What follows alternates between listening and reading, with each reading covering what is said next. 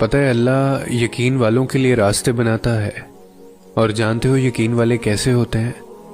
جب ان کی دعائیں بھی ان کے مخالف ہو جائیں وہ تب بھی اللہ سے مانگنا نہیں چھوڑتے۔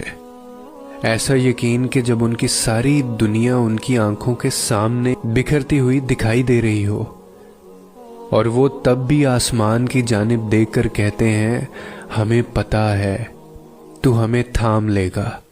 تو بتاؤ پھر کیا تم اتنا یقین رکھتے ہو؟ کیا تم اتنا یقین رکھ سکتے ہو اس ذات پر کہ اپنے منصوبوں کو اس کے منصوبوں کے لیے ختم کر دو؟ نہیں، تم تو فوراً ڈر جاتے ہو اور پھر زور زور سے کہنے لگتے ہو کہ اللہ نے میری دعائیں سنی ہی نہیں۔ بھول گئے ہو کہ اللہ کہتا ہے کہ تم کیا سمجھتے ہو کہ تم کہو گے میں ایمان لایا اور پھر تم آزمائے نہ جاؤ گے؟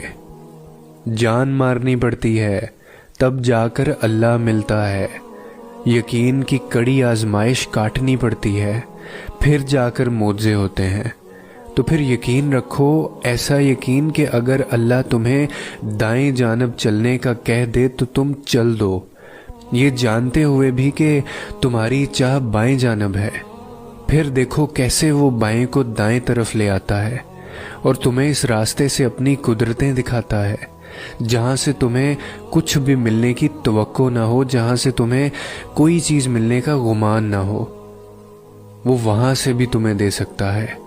اور اللہ ہر دعا کا جواب ضرور دیتا ہے، بس ذریعے مختلف ہوتے ہیں۔ کبھی وہ کسی انسان کو آپ سے ملوا کر جواب دیتا ہے اور کبھی اسے آپ سے دور کر کے، کبھی وہ ہواؤں کے ہاتھ پیغام بھیجتا ہے تو کبھی اپنا جواب کسی ٹھوکر میں چھپا دیتا ہے، کبھی وہ سجدے میں گرا کر اپنی مصلحتیں سمجھاتا ہے اور کبھی ہاتھ تھام کر صبر کا صلہ دیتا ہے۔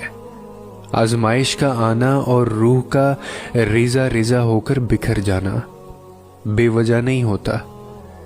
کبھی تکلیف میں ہو تو اللہ کو محسوس کرنا، پھر اس کی موجودگی بھی دکھائی دے گی تمہیں اور اس کی سرگوشی بھی سنائی دے گی۔ تڑپ دل میں وہ تبھی اتارتا ہے جب وہ تمہیں یاد کرتا ہے، پھر تب وہ چاہتا ہے کہ تم اس سے بات کرو، اسے اپنی کیفیات سناؤ، اپنی ساری پریشانیاں اس کی دہلیز پر چھوڑ دو، ہر فیصلہ اس کے سپرد کراؤ تاکہ بس تم اور تمہارا اللہ رہ جائے۔ پھر سے مسکراؤ اور سب بھول جاؤ۔ مٹھاس تو پھر بس اسی کے ذکر میں ہے نا، اور سکون کے لیے تو اس کا نام ہی کافی ہے۔